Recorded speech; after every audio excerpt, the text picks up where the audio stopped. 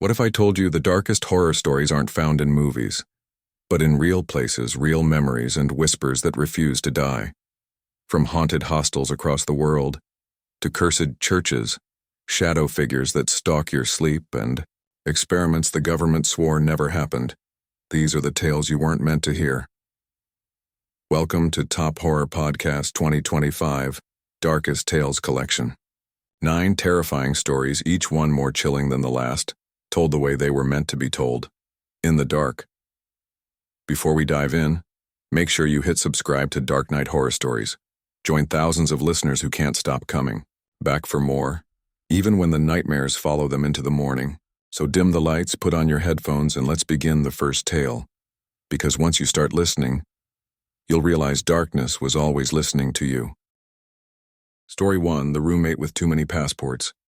He chose Prague because everyone said it was gentle on a budget and generous to the lonely. Summer turned the city into a postcard. Baroque roofs in red clay, the Vltava catching light like a pocket full of coins, buskers sawing violins on the Charles Bridge while tourists drifted past with ice cream and open mouths.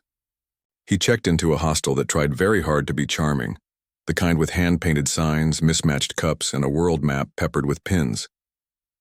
The Bohemian Hideaway, the chalkboard announced, as if a secret could be booked by the night. Dorm 6 smelled like detergent and someone else's cologne.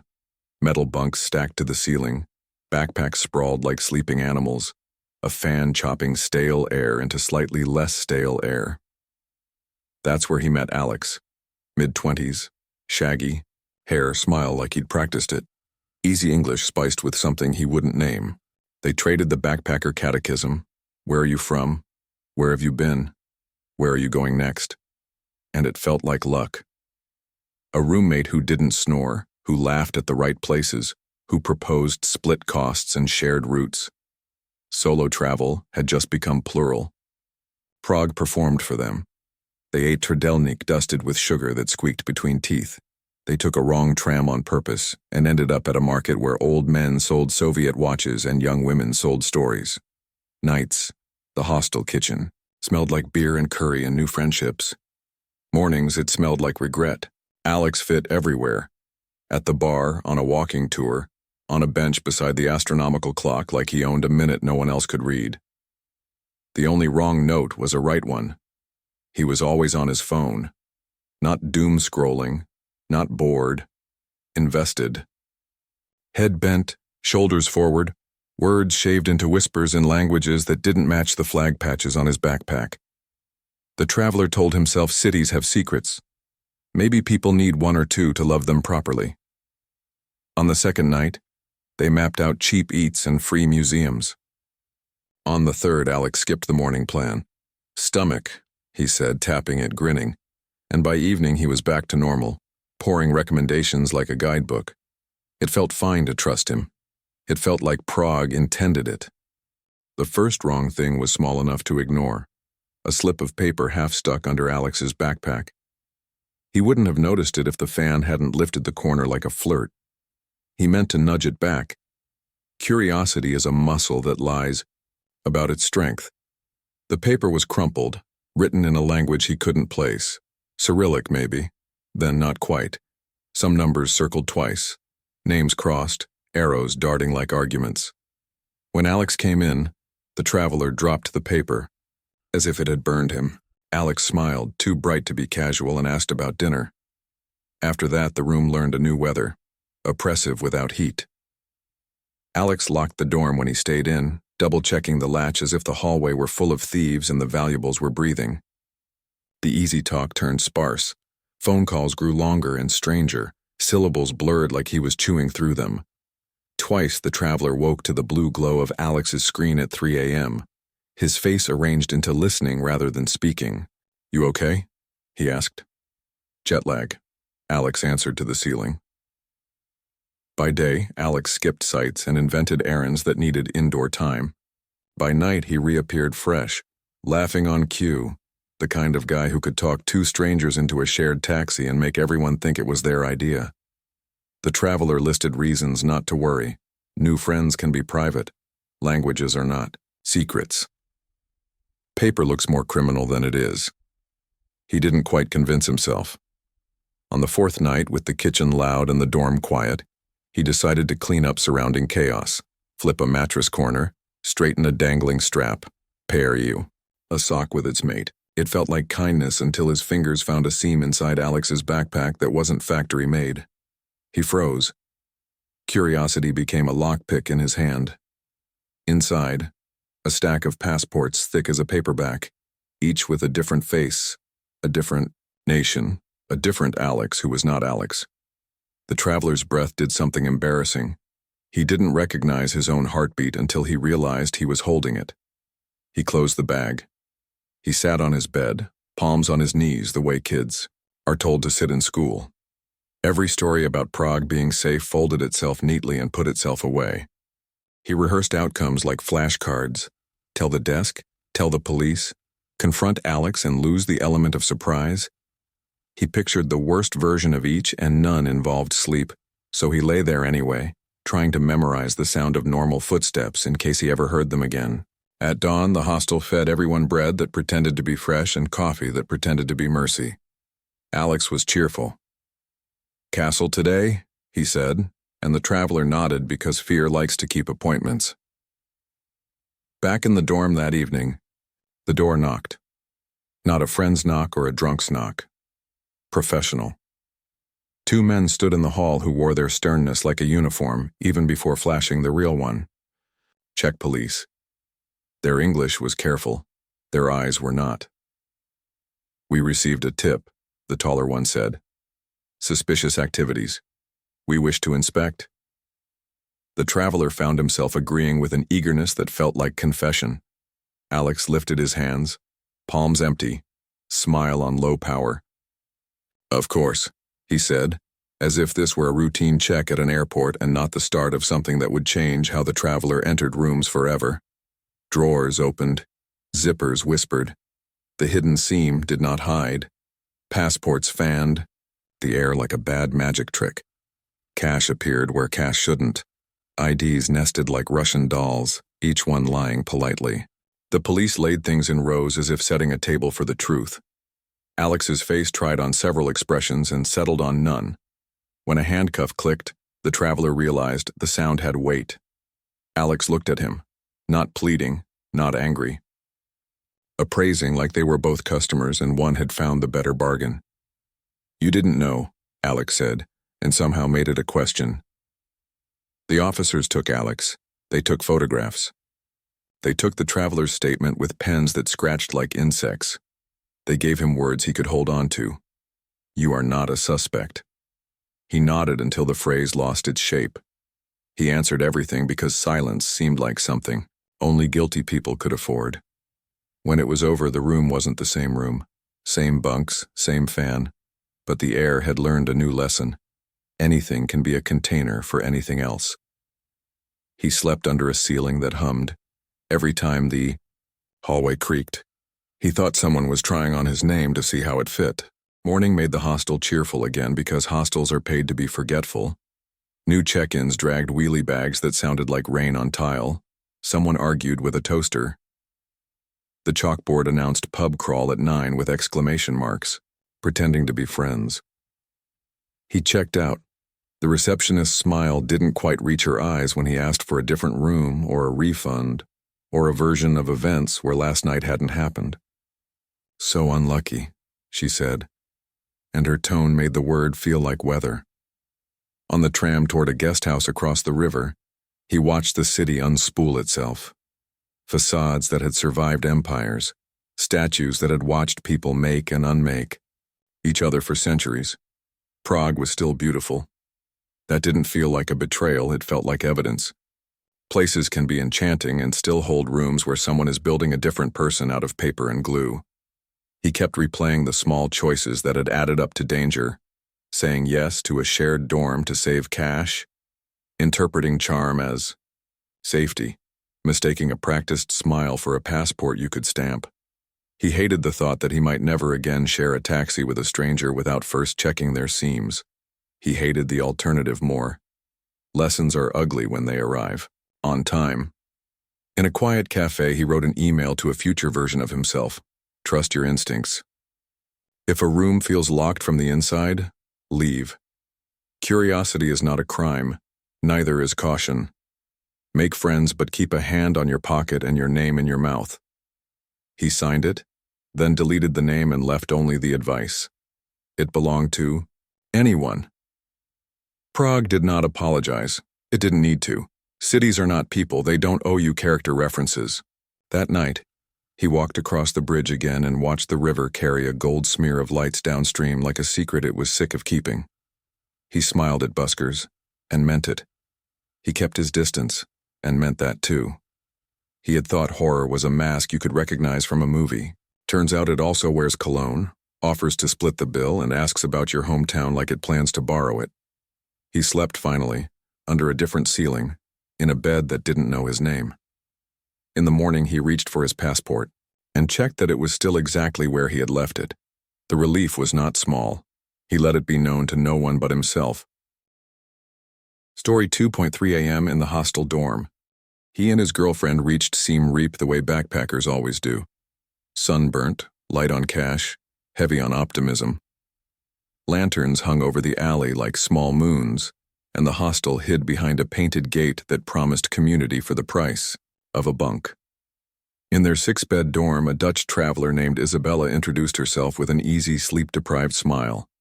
Plans formed fast, temples at sunrise, cheap noodles at dusk, and a shared map dotted with circles that meant tomorrow.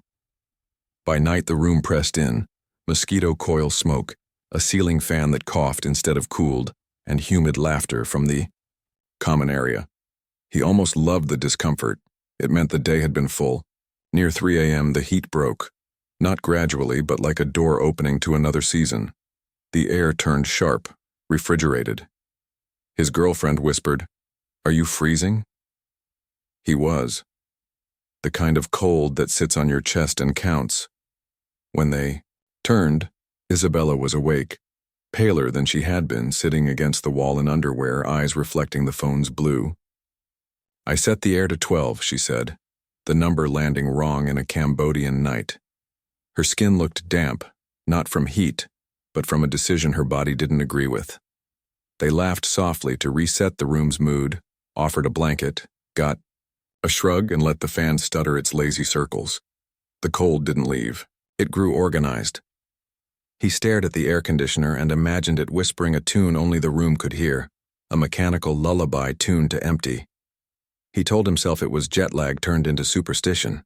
He told himself hostels were full of oddities, travelers who talked in their sleep, alarms that never learned the time zone, air units stuck on stubborn numbers. When he closed his eyes, he felt watched, not by a person but by the kind of silence that has plans. At some point he slept. The cold kept working.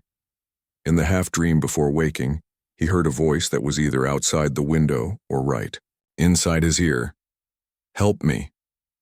So soft it could have been translated into any language, so tired it could have belonged to anyone. He rolled, convinced he'd dreamed a cliché, and the night agreed to postpone its demand. At 4 a.m., the room answered itself. The AC hummed a thin melody.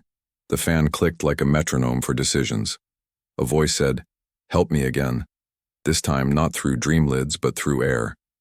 His girlfriend woke with a shock that cut the night in half. "Get up, now." The tone snapped him upright before the words completed. He followed her gaze. Isabella hung from the top bunk, the sheet a pale rope, one arm reaching, fingers spread wide like a starfish pleading for tide. The knot hadn't done the quick thing. It had chosen the slow one. He crossed the room before he understood he'd moved. His hands found her waist and lifted, trying to give her throat back to her. The sheet sang that sick, tearing little music. That cloth makes when it's learned a purpose it should never have learned. His girlfriend clawed at the knot until it lost. Isabella collapsed into the bed, coughing, air arriving like a stranger who might forgive them. The night manager came fast, eyes equal parts fear and training. An ambulance followed with its own calm vocabulary. The dorm made space for authority, the way rooms do when they realize they're not enough. He saw the AC still set to 12 and turned it off with a rage that had nowhere else to go. The cold left like a bad idea choosing a different room. Days later, an email found them. Isabella apologized for making them part of her worst hour. Depression. Had been renting space behind her smile for a long time, she wrote. She was grateful they didn't let it sign a permanent lease. He read it twice, then a third time for the sentences that sat between the lines. Hostels talk about community in stickers and chalkboard fonts. They don't mention at check-in that sometimes you are the safety feature. After Siem Reap, he learned a new ritual. Before sleep, he checked the windows, the outlet by the AC, and the angle of a sheet's slackness. He chose dorms with staff who looked at you like a person rather than a booking. He kept the habit of kindness, but he kept a hand near the emergency sentence, "Are you okay?" Because now he knew how much it could weigh. And when strangers laughed in the common room at 2 a.m., he still smiled. But he listened for the thin thread of a voice that doesn't quite make it to the door. Some nights he heard nothing. Some nights he swore the air learned to hum again. Story 3, The Tour Guide Who Never Brought Us Back. He had always wanted Morocco, the colors of the souks, the call to prayer threading through alleyways, the taste of lamb spiced to remind you the desert never forgot you. Marrakesh offered all of it, pressed into the maze of its Medina.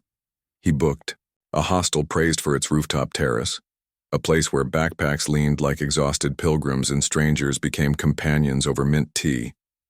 That's where he met Hakim, tall, dark-haired, a smile that was both invitation and dare. He spoke, English wrapped in a local accent, and introduced himself as a guide who knew the alleys tourists never found. At first it sounded like generosity, hospitality in human form. When he gestured toward the streets below, a handful of guests agreed without hesitation. Curiosity was their shared currency. The tour began under stars that sharpened every edge of the rooftops. Lanterns swung, shadows stretched.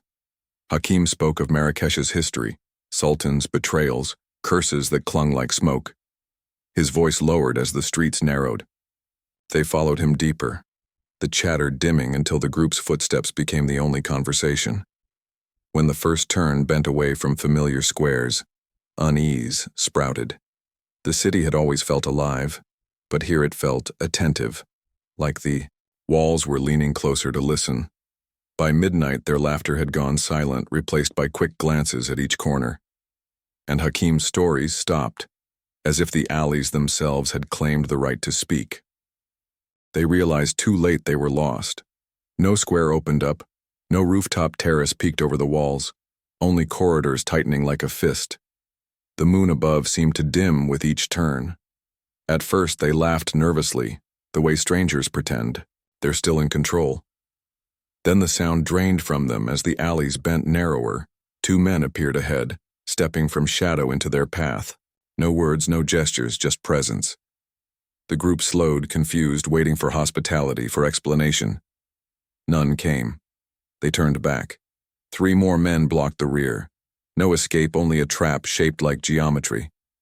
Hakim slipped between the first 2, not slowing, not speaking, vanishing deeper into the dark as if the alley had been waiting for him to return. The group turned to each other, realization dawning not as a shock but as a slow, sinking weight. The tour had always been a delivery. The men spoke at last. "Give us everything." Voices flat, neither threat nor comfort, as if they'd rehearsed. Bags emptied, wallets surrendered, cameras traded for silence. He handed over his passport with shaking fingers, then begged for it back. A glance, a smirk, and it was tossed to the ground as if identity was cheap but fear was worth keeping. When the men finally let them go, the tourists stumbled through unfamiliar lanes until a local pointed the way with pity. The Medina seemed to laugh with its 1,000 doors, each one closing just after they passed. They stormed into the hostel lobby, breathless, demanding answers. The receptionist blinked like she'd heard this before, shaking her head, insisting she had no idea who Hakim was. They showed a photo from the tour, taken hours earlier. Proof of trust turned sour. The receptionist smiled thinly and said nothing. Morning arrived with thin light over the Medina. He descended the stairs to find Hakim again, leaning casually at reception, accepting dorm keys for a new group of eager tourists. For a moment, The world tilted. Had the night been a fever, a hallucination conjured by heat? But the bruised absence of wallets and the tremor in his girlfriend's hand said otherwise. They confronted the desk. The smile hardened. No idea what you're talking about. 10 minutes later, Hakim returned with new travelers trailing behind, chatting, like lambs following a shepherd. Pieces aligned then. The hostel wasn't a victim. It was a partner. The theft wasn't chance, it was industry. Tourists arrived looking for authenticity, and some left lighter in ways they hadn't imagined. The police listened politely, language a barrier thicker than stone, promising to look into it. He saw in their eyes what wasn't said. The maze eats what it wants. That night he lay in a dorm bed that no longer felt like shelter, hearing the city breathe through cracked shutters. Marrakesh was still beautiful. That made the danger worse. He learned that beauty and betrayal could share the same address, and that sometimes the smile welcoming you at check-in is already calculating what you'll lose. Story 4. The clap that answered in the dark. He didn't believe in cursed places. He believed in tourist traps with good marketing. Yet the road to Harrisville worked on him like a spell. Stone walls, bare trees scratching the sky, a winter light that turned every fence post into a gravestone. When the farmhouse came into view, low roof, crooked bones, windows too calm for their age, he felt a small betrayal inside his chest. The place looked like a memory you hadn't made yet. They checked in with other ghost chasers, couples in matching beanies, a skeptic with a GoPro harness, two friends whispering like they'd already heard a warning and agreed to ignore it. The tour guide was the kind of woman who had learned to smile at fear. No touching the artifacts, she said, and if you feel lightheaded, sit. It's the house, or it's your blood sugar. Either way, we don't want a lawsuit. Laughter. Nervous bought them 10 minutes of bravery. Rooms introduced themselves by smell. Old wood, damp wool, something sweet gone wrong. On a side table, a glass dome covered a collection of coins and a letter in a child's hand that said, "I want you to stop." He didn't ask who the you was. Upstairs, the tour guide paused at the landing and tapped the wall. "Here," she said, "is where people hear clapping when no one's playing the game." The beanie couple giggled. He didn't. The cellar door was the kind of door that always looks locked even when it isn't. "We go down last," the guide said. "If anyone feels faint, no heroics. We leave you to the demons and pick you up in the morning." More laughter, thinner this time. Wind dragged its nails along the siding. The house listened. He told himself all old houses sound haunted. The thought didn't help. The house did not feel old. It felt practiced. They were given a brief recess, 15 minutes to take photos, pretend bravery, rehearse ghost hunter lines. He wandered alone into the parlor where a braided rug tried to domesticate the floor. An antique mirror reflected more room than existed. He stepped left and the reflection waited, then followed a fraction too late. Not wrong, impolite. He smiled at his own superstition and watched the smile hang in the glass a breath longer than his face did. He left before the mirror could decide it liked him. In the kitchen, a fly thudded against the window, slow and stupid, the way winter flies are. Then another, then a third. He checked the sill. Clean. No carcasses. The guide's voice drifted from the hallway. "If you smell rot, it doesn't always mean plumbing." Someone asked what else it might mean. The guide said nothing, which said everything. He found the cellar door again. Touching it felt like putting your palm to a sleeping animal. You don't want to wake it, but you need to know the shape is real. The wood was cold and oddly damp, as if it licked the air. Footsteps creaked overhead, too many for the size of the group. He swallowed the question and let the house keep its math. When they regrouped, the guide handed out EMF meters like party favors. "Lights lie," she said, "but sometimes they lie usefully. If you feel sick, drink water. If you hear a clap, do not clap back." The skeptic laughed. The house didn't. They assembled at the foot of the stairs for the formal lights out. Phones set to airplane mode, flashlights pinched between two fingers like delicate tools.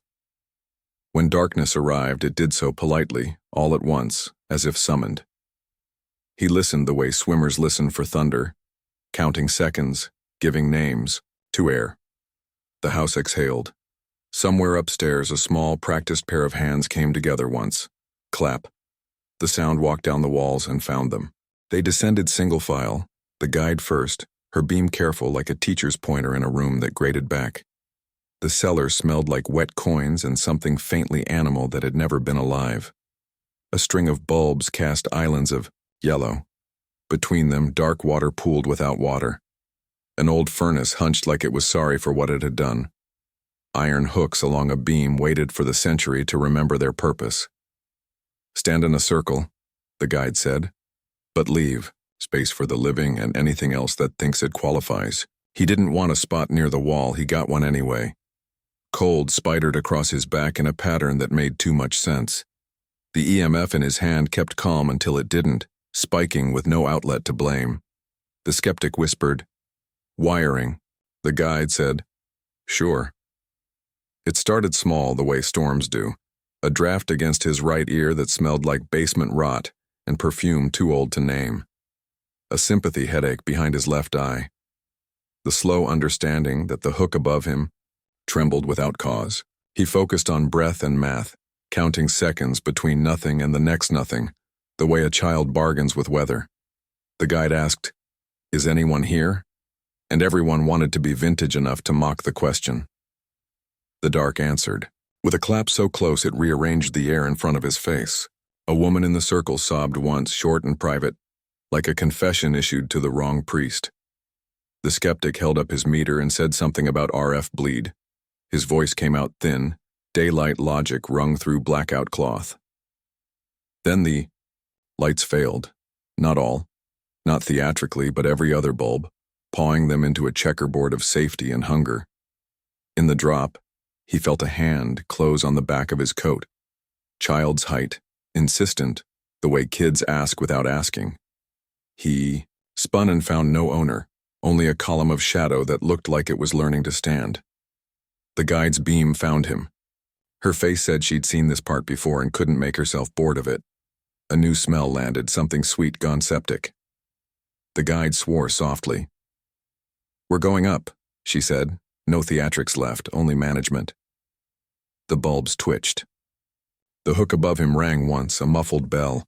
Someone ahead of him on the stairs climbed too slowly. Someone behind him couldn't climb at all. The clap followed, closer now, affectionate or malicious, he couldn't tell. Maybe both. On the landing, the house felt thinner, like a throat after a scream.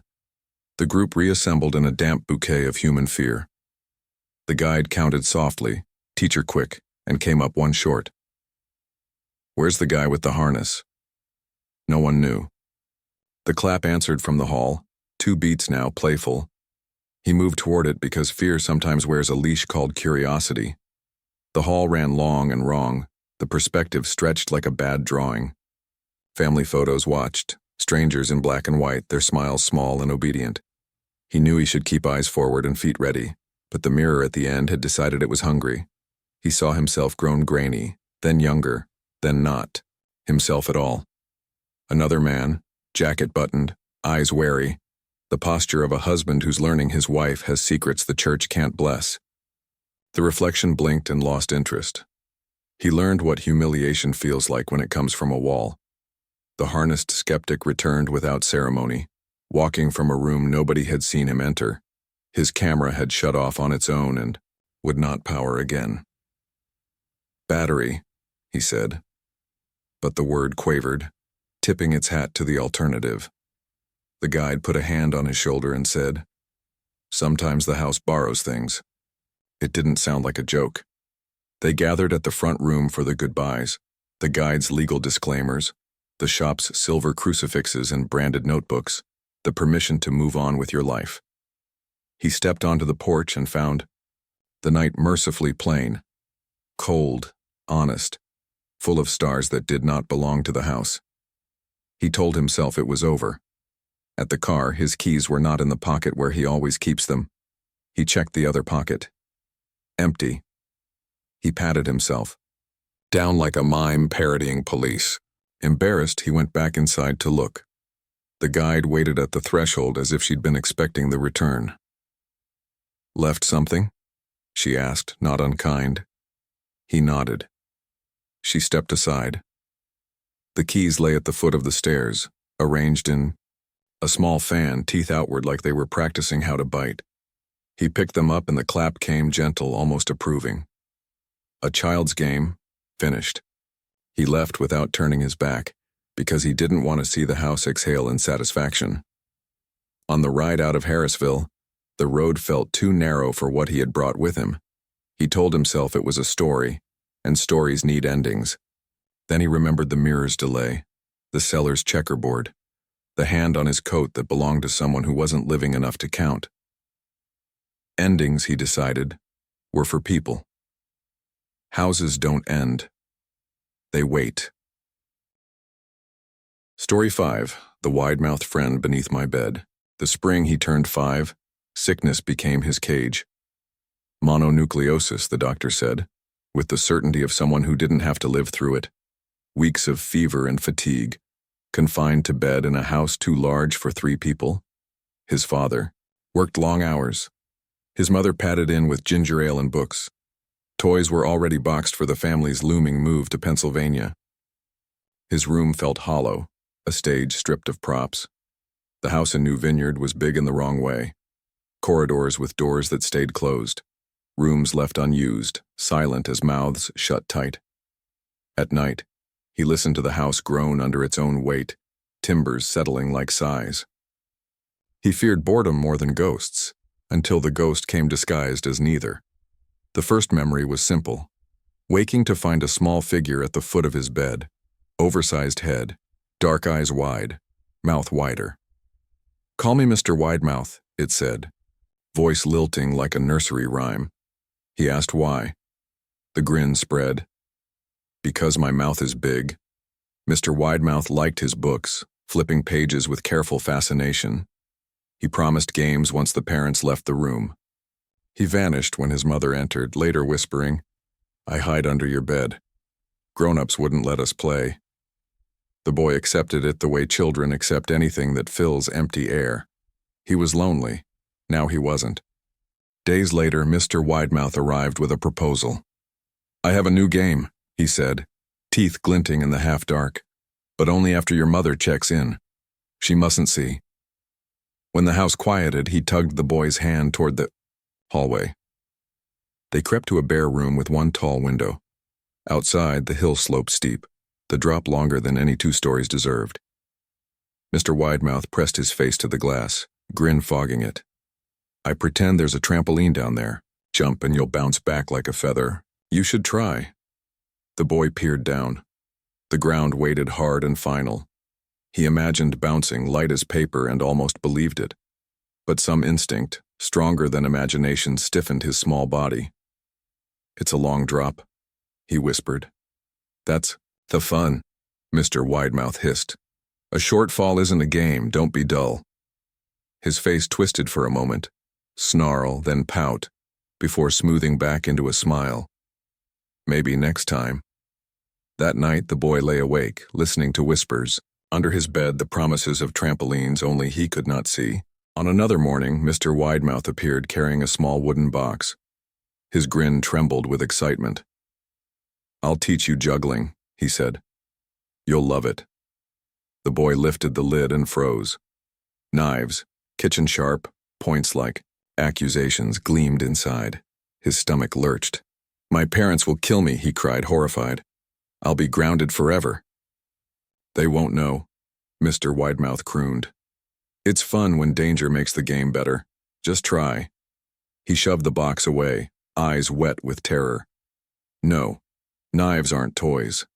The creature's smile curdled into a scowl, ears twitching, eyes too big for innocence. He slid the box back under the bed with him, retreating without another word. The boy sat frozen, realizing he no longer knew how often Mr. Widemouth lingered below his mattress, or how many nights the knives waited, inches from his dreams. Sleep abandoned him. Every creak of springs felt like fingers tapping from underneath, rehearsing. His fever broke. His mother, believing fresh air would heal, allowed him into the yard at last. The sun felt foreign on his skin, grass sharp with color. Freedom was brief. Mr. Widemouth stood waiting at the tree line, grin patient. "I have something to show you." He led the boy to a deer trail threading the woods. The air dimmed under the branches. "This is an important path," he whispered. "I've brought many friends here. When they're ready, I take them to a special place. One day, I hope you'll be ready too." The boy's stomach churned. He pictured other children stepping into the path and not returning, their names dissolved into leaves. He mumbled agreement, then hurried back toward the porch, away from the promise that felt like a trap disguised as friendship. 2 weeks later, the moving truck swallowed their possessions. At dawn, his father promised, "Last move, son. Soon. We'll settle." The boy climbed into the cab, daring one final glance at the house. From his bedroom window, Mr. Widemouth stood still, waving a steak knife in farewell. The smile was wider than ever. The boy pressed his lips shut and didn't wave back. Years later, grown and restless, he returned to New Vineyard. The house was gone, burned, leaving only its foundation like bones that refused burial. Memory tugged him toward the deer trail. Curiosity had aged, but not died. He walked the same path Mr. Widemouth once promised led to somewhere special. Each step scraped nerves raw, his adult body remembering childhood terror with unwelcome accuracy. He expected the grinning thing to leap from a trunk, knife flashing, mouth wider than ever. Instead, the trail ended at the town cemetery. Rows of stones stood quiet, their engravings softened by weather. Too many bore children's names. He stared until the air thickened with meanings he didn't want. The special place had always been here. The path had always led to graves. He felt cold recognition bloom in his chest. Mr. Widemouth hadn't been a fever dream. He had been a recruiter. The man left quickly, resisting the urge to glance behind him. The woods made their own clapping, sounds as he went, as if applauding his survival. Story 6. The Shadow in the Hat That Watched Me Sleep. He was 8 the first time the knight put on a hat. Fever had kept him home from school, and the rental house carried that particular stillness of mid-afternoon. Neighbors at work, television volume low, a washing machine ticking like a metronome, for ordinary life. He lay under a thin cotton sheet, eyes half closed when the doorway gathered itself into a shape. Not a man at first. More like absence pretending to be solid. Then the edges grew manners, shoulders squared, coat hanging in velvet darkness, and a brim, wide, old-fashioned, cutting a clean line across the upper third of nothing. Sleep paralysis, the adults would say later, as if naming the trick explained. The magician. He could move his eyes but not his body. The figure in the doorway did not move at all. No breath, no sway, no searching tilt. Just presence, dense as a storm held politely at the threshold. He tried to cough and made the sound, inside his throat where it couldn't help him. The brim angled as if listening. The room began to separate into layers, surface things, desk, curtain, toy car, and the underlayer where Hatman lived, the place behind the wallpaper, behind the air. He felt the sheet become heavy, as if each cotton thread had been tasked with holding him down. In the corner, the hallway nightlight failed, its amber circle drained to gray. And then, as if satisfied with taking attendance, the figure pinched itself thinner and slid along the edge of the scene until it was simply part of the doorway again. His body returned in tiny permissions, fingers, tongue, breath. His mother chalked it up to fever. His father said the old house creaked in shapes. That night, with the lights resolutely on, he learned a new way of sleeping. Angled toward the door, shoes within reach, the space between mattress and wall narrowed with a pillow as if evil respected fire code egress. He didn't see Hatman again that week. He told himself stories about brains and static and trick light. They worked until they didn't. Years thinned the memory the way water thins paint. City changes, different rentals, new schools. The figure returned like a recurring word in a book he didn't remember starting. He was 15 when it reappeared in a short-term apartment above a laundromat. The air smelled of detergent, and his window reflected the blinking red of a takeaway sign. Midnight, body heavy, eyes awake. Doorway darkness settled into a coat and brim. He tested the paralysis with small rebellions, moving a toe, scraping, a nail. Nothing. Hatman stood and curated the room like a gallery owner, patient with the piece that refused to sell itself. Sometimes in these visits there came a second sensation. The smell of ozone and old wool, a static prickle across the forearms, as if the figure were an electrical idea rehearsing how to become a person. He learned the rules he could not prove. Don't blink too long, the shape likes the opportunity. Don't stare at the brim's edge, your eyes will water and the room will tilt. Do not speak. Silence is safer than being answered. Above all, wait. It sounds cowardly until you have tried. Anything else? At 19, a girlfriend stayed the night and scoffed at the story. Shadow people, she said through a laugh. The brain is a great liar. At 3 a.m., she woke him with her nails in his arm. The doorway wore a hat. She couldn't move her mouth enough to scream. The next morning, she refused to discuss it the way people refuse to describe a smell that might return if named. They broke up months later for other reasons, but he suspected the real break happened in those 3 minutes where the room learned a new fact, and neither of them had inventory space to store it. By 25, he had a ritual: wedge the bedroom, door half closed, drape a hoodie over the top corner to blunt the geometry, sleep with a lamp whose switch he could slap without looking. It didn't stop the visits. It taught him to survive them with less dignity, but more efficiency. Hatman never crossed the threshold. The brim never dipped low enough to reveal a face. Restraint made it worse. Technology is bravery you can hold. He set up a cheap motion cam on the dresser, aimed square at the doorway. Hatman had taught him a dumb courage. If the figure wanted to be theater, then let there be an audience. For weeks, nothing but dust, performing in light. Then a night with rain, soft, persuasive. He fell asleep to it and woke at 3:11 with his lungs refusing the next step. Doorway, brim, coat. The camera's tiny red eye glowed, recording. He forced one finger to twitch against the sheet, a victory so small it felt insulting to the danger. Static swelled in his ears until rain sounded like it was pouring inside the room. The figure didn't move, yet the angle of it changed, as if the house had exhaled and the doorway leaned closer. In the morning, he thumbed through the footage. Around 3:10, the image shivered, pixels learning a stutter. At 3:11, the frame blossomed white for a single second, then returned to an empty doorway like a child smoothing a bed after a bad dream. He bought a better camera. Same results. Bloom, blank, absence. He told a friend, a good one, who had never been cruel about his stranger truths. The friend offered a guest room. New house, new start. The first week was clean of visits. On the 8th night, something woke him, not a sound but a correction. The guest room door was open exactly as far as he had not left it. The brim arrived at the angle he remembered from childhood, like a signature.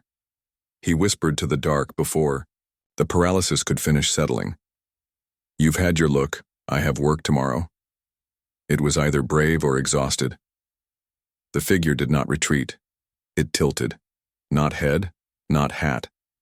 The room tilted toward it, like a floor remembering it had once been a slope. The second camera, a small unit he'd clipped to the curtain rail, blinked its red eye and turned itself off with courtesy. Morning brought 2 blank files and a third labeled corrupt, like a diagnosis issued by software. He moved out a month later without fully saying why. He told himself it was the commute. He told others it was rent. He told the hallway, once quietly, that it could keep the door.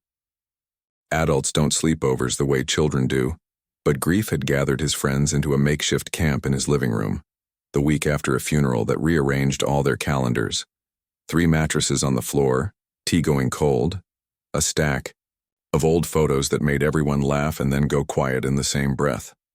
At 2 a.m., jokes thinned. At 3, the house specialized in intimately ordinary noises, the fridge's tired click, pipes clarifying their position. He almost forgot to be afraid. A shape in the hallway remembered for him. Hatman stood where light from the bathroom nightlight died on the carpet. The brim felt wider than usual, the coat cut longer, as if grief had granted the figure a growth spurt. He reached for the old paralysis, that hateful familiar, but found he could move, slowly, as if the air had thickened into syrup. He sat up and said too clearly, "Do you see him?" 2 friends nodded without moving anything else. A third whispered, "What is that?" And the whisper broke the geometry. The brim made a small, pleased adjustment. The smell arrived. Ozone and damp wool, the olfactory footnote to his years of visits. The figure took a step. Not into the room. He had never seen it cross a threshold, but into the math of the moment, tightening something invisible. The bulb in the nightlight dimmed to a bead and stayed there, an obedient star. He understood then the detail he had never allowed himself to consider. Hatman collected stillness. Not souls, not seconds. Stillness. The seconds where bodies refuse themselves, where rooms stop being rooms and become stages waiting for a cue that will not come. It fed on the held breath, the paused word, the muscles bargaining for permission. He exhaled on purpose, messy and loud, the opposite of an offering. The brim did not like the manners of it. The hallway shivered. The figure blurred as if the air were a bad painter trying to correct lines. He stood, a full stand, not the small sit-up he'd always managed, and walked to the door. His legs remembered childhood but behaved like adult legs do. Imperfectly, bravely. The hat's edge lifted, a gesture he felt more than saw, the way you feel a smile behind glass. The living room learned gravity again. The nightlight widened its circle like a good pupil. The shape thinned, folded, and slid into the corner where rail meets wall. Absence again. They didn't fall asleep so much as fall out of needing to talk. In the morning, he found 3 shadows in the hallway where one should have been. No sun through blinds made them. No lamp explained them. He stepped into them and felt nothing except the echo of being watched by geometry. He brewed coffee the way people brew apologies. When his friends asked if they should stay another night, he said, "No, it won't like that." He meant them. He also meant the stillness. That evening he moved the bed so the door framed nothing but wall. He bought a lamp that refused dimmers. He began to keep a list of rooms that felt safe for the first 5 minutes and dangerous after. The list grew. He added a line at the bottom like a prayer he didn't want to dignify with being said out loud. Do not feed the silence. Hatman still visits. Not every month, not with schedules. Sometimes in the mirror behind him while he brushes his teeth. The brim is tidy as an apology. Sometimes in the doorway when he blinks too long at an email and the apartment forgets it is daytime. It never crosses the threshold. It never speaks. It waits for rooms to stop breathing. He has learned to make noise on purpose. Music too loud. Kettle boiling longer than strictly needed. A cough when he doesn't need to.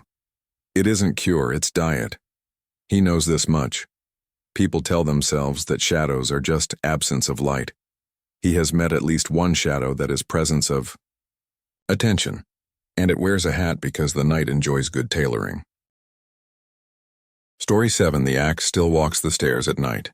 Villisca, Iowa looked like any other small town. White fences, church bells, grain silos dreaming in rust. But one house didn't belong to the daylight. It wore curtains too thin and windows too patient. Locals didn't need to name it. Everyone knew. The Axe Murder House.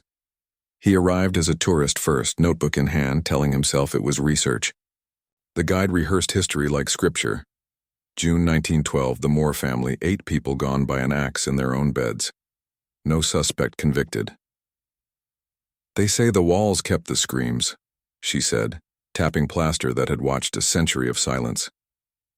Visitors laughed nervously, like paying admission purchased immunity. By afternoon, the tour ended on the porch where the boards creaked like bones remembering. He signed up for the overnight, because curiosity and bravado are siblings. You'll hear children if you're lucky, the guide said. If you're unlucky, you'll hear the axe. He returned at dusk with 2 friends and equipment. EMF meters, voice recorders, too many flashlights. The town slept quickly. By 9 p.m., the streets were museum quiet. Inside, the house greeted them with air that smelled like rust and damp quilts. Each room had been staged with antique furniture as if to trap time itself.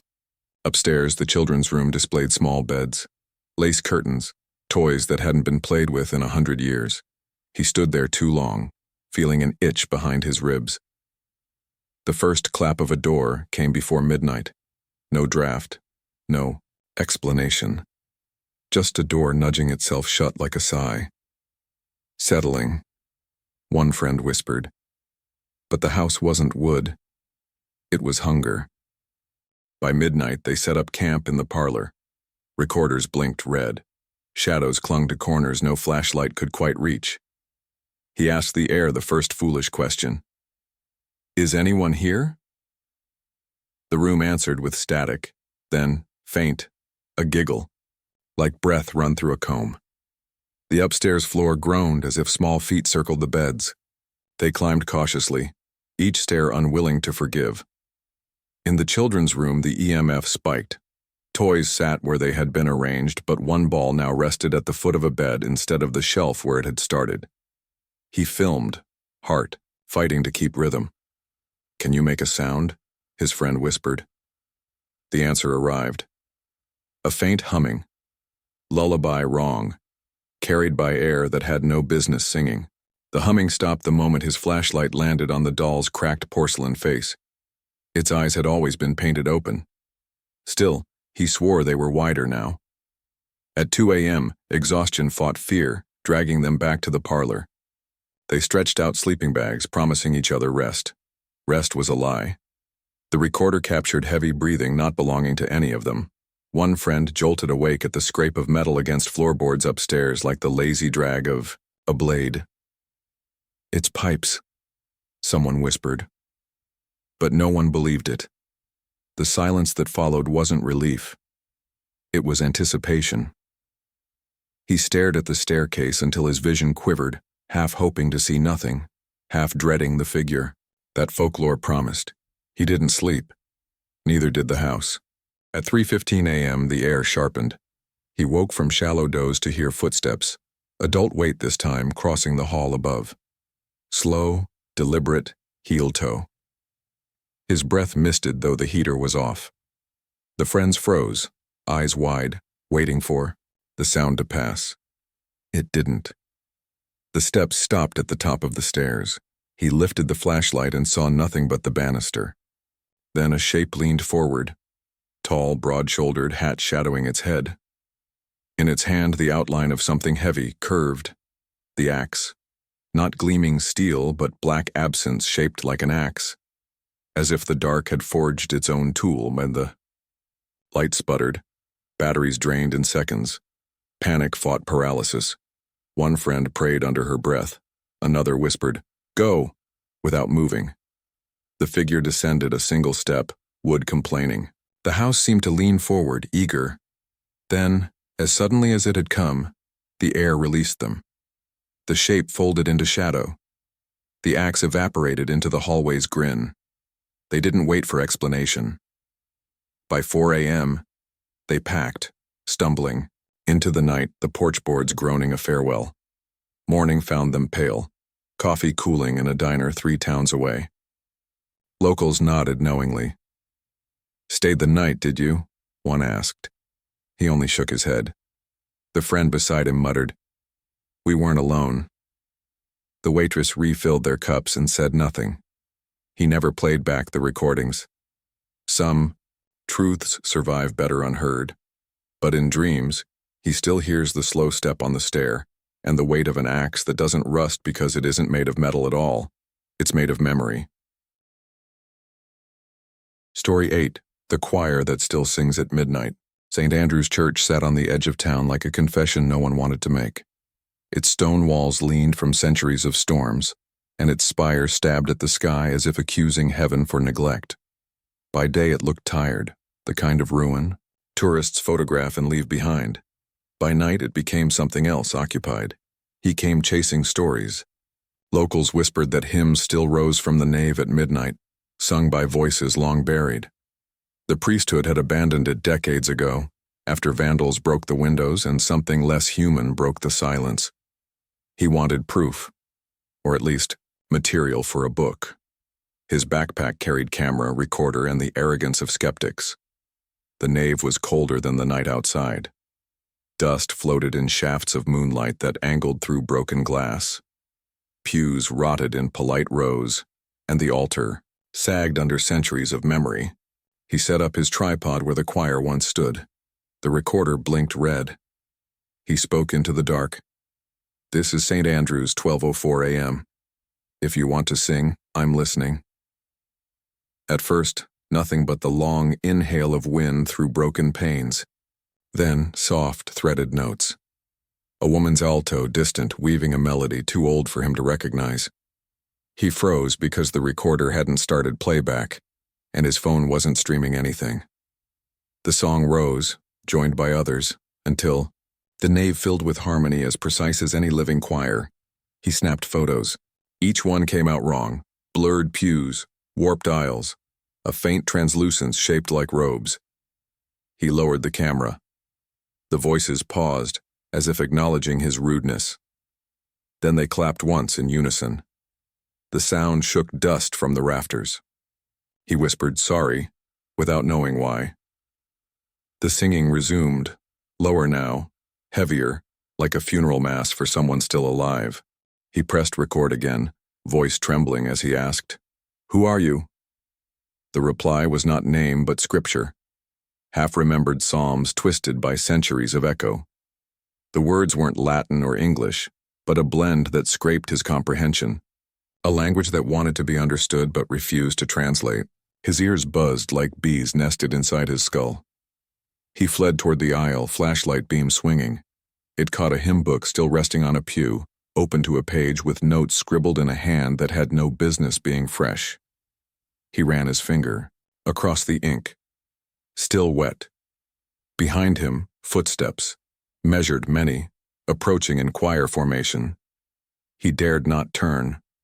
The light dimmed, battery bleeding away, though it was new that morning. The song changed. It was no longer hymn but command, the melody sharp, summoning. He felt his knees soften, his body wanting to kneel though his will resisted. Something brushed past his shoulder, cold fabric, a sleeve, no arm. The recorder in his pocket squealed, with static, then cleared. A child's voice whispered close, "Sing with us." He bolted toward the side chapel. The door groaned shut behind him, trapping him in a smaller room cluttered with broken candlesticks. The choir's voices pressed against the door as if the wood itself had become lungs. He shut his eyes, whispering his own prayer in the only language he had left. When he opened them, the candles had lit themselves, though no match had touched them in years. Wax bled down like tears. Minutes bled, or hours. Time dissolved under the pressure of voices. Finally, silence. He opened the chapel door. The nave waited, empty, as if nothing had happened. Pews stood obedient. Moonlight painted the aisle, and the altar sagged in its usual sorrow. He almost laughed, bitter with relief. Then he saw the figure. At the far end, where the choir had stood, a man waited in robes blacker than shadow, hat pulled low over eyes he couldn't see. In one hand, a conductor's baton. He raised it. Air thickened. The hymn began again louder, though no mouths moved. The pews trembled in rhythm. The man gestured, baton sharp, and the song shifted from harmony to cacophony, every voice screaming the same note. Glass cracked and windows already broken. His ears rang until blood beaded at the corner. He staggered, forward, camera clutched like a crucifix. "Why?" he shouted. The baton pointed at him. The voices fell silent. The conductor's mouth opened, impossibly wide, until jaw cracked against its own hinges. From within spilled more voices, children, women, men, all screaming, "Stay." The nave shook, the altar split. Dust poured like incense. He ran, Feet slipping on stone, camera swinging useless. Outside, the air tasted like freedom but smelled like smoke. He looked back once. Every window glowed with firelight, though the church did not burn. In the topmost broken pane, the conductor still stood, baton raised, waiting for the next downbeat. He never reviewed the footage. He deleted it the night after, when the faint echo of chanting still crept into his headphones, though the file was empty. Some songs, he realized, don't want to be replayed. They want to be remembered the way scars remember knives. Story 9, We Are the Awake, the Soviet Experiment Gone Wrong. The facility sat where maps grew shy, somewhere beyond forests that kept their own secrets under a sky the color of UN-issued orders. Winter had swallowed the roads. Concrete blocks hunched against the cold as if the buildings themselves feared what lived inside them. He arrived with a clipboard and a clearance badge that pinched when he breathed. The program name was a number that meant nothing. The unofficial name, shared in whispers, was simpler: The Awake. 5 political prisoners were marched into the chamber, men with faces already thinned by hunger and the habit of not asking questions. The room had glass on one side, steel on the others, a row of cots bolted to the floor, a drain that had not yet learned its future. They were told the rules with a soldier's cheer. Stay awake for 30 days, inhale the experimental stimulant from the vents, and freedom would follow. Laughter scratched the intercom. The word freedom traveled poorly through wire. The gas was odorless, colorless, pitiless. It crawled into lungs and taught the heart a faster grammar. The first 12 hours felt like victory, card games, jokes about commissars, a plan to split the cigarettes hidden in shoe soles. By hour 24, their pupils were coins. By hour 36, the jokes misfired. The camera in the corner blinked its red eyelid. He took notes in a script that had learned not to shake. On day 2, they sang old workers' anthems that used to mean hope. On day 3, they argued with walls that had not spoken yet. Food slid through the slot and returned mostly uneaten. Sleep was a word forbidden by science and fear. The men mouthed it anyway when the lights dimmed to pretend the concept still existed. He watched from behind the glass with a doctor, a colonel, and a janitor who had been told he was a technician. The gas made its own decisions. The men kept their eyes open because the night had been canceled by decree. By the 5th day, sentences unthreaded. The gas stitched new thoughts where old ones used to live.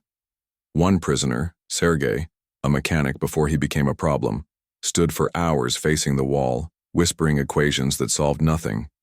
Another scraped his knuckles raw on the cot frame, then explained to no one the proper way to remove a splinter from the sole. Laughter fled the room and refused to sign back in. He wrote, Day 5, subject affect flattened, agitation cyclical, appetite nil. He did not write what the intercom whispered when the colonel stepped out. Keep the pressure up. Pressure lived. In pounds per square inch and also in the eyes of men told to do something history would deny. The doctor increased the flow. The vents hissed their approval. By night, though the lights did not mark it, the men had become weather systems isolated. Within one steel climate, they paced, they stilled, they clutched blankets like documents from a lost life. When the first one screamed, it wasn't from fear, it was from certainty. There is a room behind this room, he said, pointing at the drain. It leads down. He lay on the floor with his ear pressed to the grate like a child to a seashell, listening for waves that did not belong here. Radio logs filled with useful lies. All stable. Stimulant tolerated. He learned to fold his handwriting into small boxes, each box a coffin for a truth that couldn't be buried. The janitor, not a technician, not to himself, crossed himself once and pretended it was to wipe his brow. The colonel pretended he didn't see. The doctor pretended medicine was in charge. On day 6, the men refused water unless it was poured over the drain first. It drinks before we do, said the one with the bleeding knuckles. The camera caught a blur by the grate. Heat shimmer, with no heat source. He rewound twice. The blur remained polite, present, unprovable. He did not tell the colonel. He wrote, "Artifacts on film. Will adjust lens." He did not adjust anything. By day 9 and then not day, conversation ceased. Not for lack of words, for lack of audience. Each man spoke into his own weather, mouths working like machines that had forgotten the product line. When a guard dropped a spoonsful of soup, and it clattered, all 5 flinched toward the sound as if summoned by a hymn. When the sound died, they sank back to their private altars. At 02:13, the screaming returned, not from mouths, but from walls. The intercom carried it as feedback, long, thin, a knife made of noise. He jerked the volume down, the colonel slapped his hand away and turned it up. Through the glass, 4 men stood at the corners, facing outward, palms pressed against steel. The 5th lay under his cot, fingers hooked into the springs as if he needed anchoring. The camera's red eye became a wound. When the doctor suggested lowering the dose for behavioral compliance, the colonel laughed like a man who had already written the report and didn't need data to agree with it. "They will be useful," he said. "Awake men always are." No one asked useful for what. The janitor whispered for whom and made himself busy with a mop that had never seen water. At 03:01, the screaming stopped. The suddenness made the silence holy. One of the men crawled out, grinning with an angle of teeth that belonged to wolves. Not because they had changed shape, but because purpose had. He said in a voice that found rooms inside rooms, "We have decided to stop speaking to you." He did not look at the glass. He looked at the drain. They cut the mic to the chamber. The colonel declared the men uncooperative. The doctor wrote a paragraph full of sedatives he did not have permission to use. He stared at the grate and thought he saw something look back. Nothing with eyes, but attention wearing the idea of eyes. He blinked. The grate was iron again. The room smelled of metal and old socks and a word he did not write down: wet. Day 11 made history by chewing it. The camera caught the first contact. Fingers slipping through the drain slots from below, not flesh, but a vocabulary of bone and tendon, written in the wrong order. The prisoner nearest did not recoil. He offered his hand. The fingers from the grate petted his wrist like a dog greeting a child. When they withdrew, he wept with gratitude, laughed with relief, then bent over the drain to whisper secrets. They killed the gas at 05 Candor. And the colonel called for a breach. "Go in, restrain, assess." The doctor argued, rare and ragged. "We have altered a variable without a taper." "Open it," the colonel said, because the door answered to him and to the story he wanted to tell. Bolts retracted with an animal growl. The guards lifted, rifles that trembled regardless of training. The door swung inward, wrong, as if space had turned around. The first guard crossed the threshold and forgot how tall he was. The second followed and learned new geometry from the wall, which became floor and then became nothing. The men inside did not charge. They smiled with cracked lips and said, almost kindly, "Don't wake the others." When the colonel shouted, "Others?" a shape moved under the drain like a school of fish considering a new current. What happened next would be described later as a struggle, then as a containment event, then, after the papers were shredded, as never happened. He remembered the sound of a cot tearing loose from bolts and the smell of ozone that meant the room had decided to be a thunderstorm. He remembered hands, too many, too calm, closing over a rifle barrel and bending it like licorice.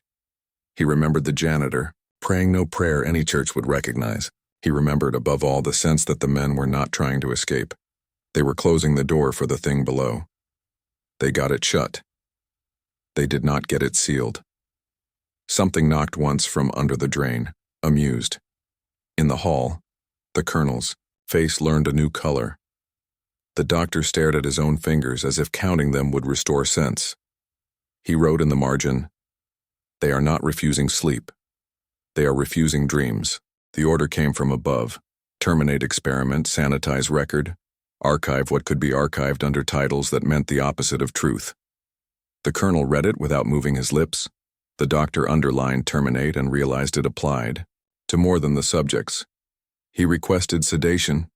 He received a silence that counted as denial. They cut the feed to the vents, to the lights, to the intercom. Inside, the men formed a semicircle around the drain, backs to the glass as if guarding a sleeping child. He knocked once on the window he had pretended was not a barrier but a compromise. One subject turned. It was Sergei, the mechanic who could fix anything except the day he had been born into. "Do you know what it is to be truly awake?" Sergei asked, mouthing the words slowly so they'd arrive even through inches of glass. He shook his head. Sergei smiled without kindness.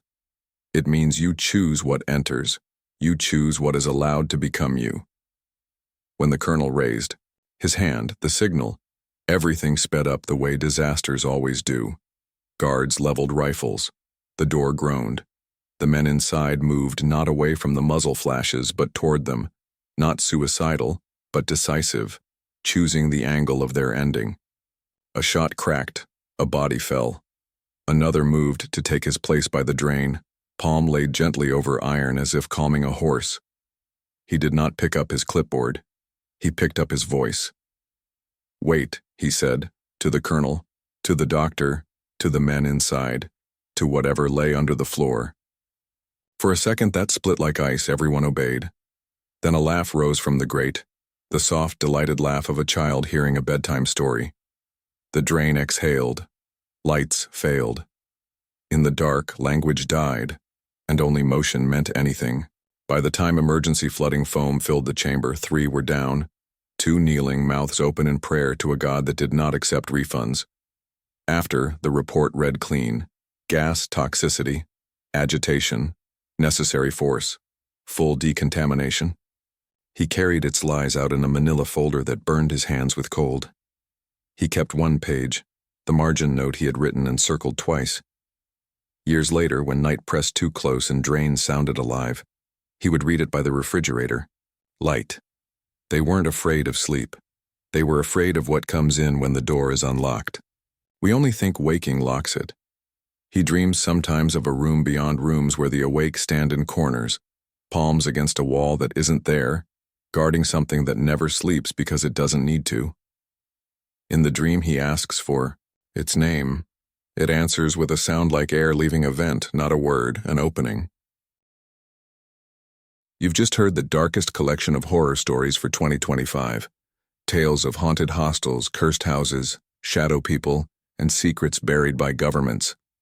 Maybe you listened with the lights on. Maybe you told yourself it was only a story. But remember, stories spread for a reason. If these tales kept you on the edge of your seat, there are many more waiting in the dark. Make sure you hit subscribe to Dark Night Horror Stories, and join us every week as we uncover the horrors people whisper about but never dare to tell out loud. And as you close this video tonight, ask yourself one question. Was the sound behind you just the house settling? Or is it already your turn in the story?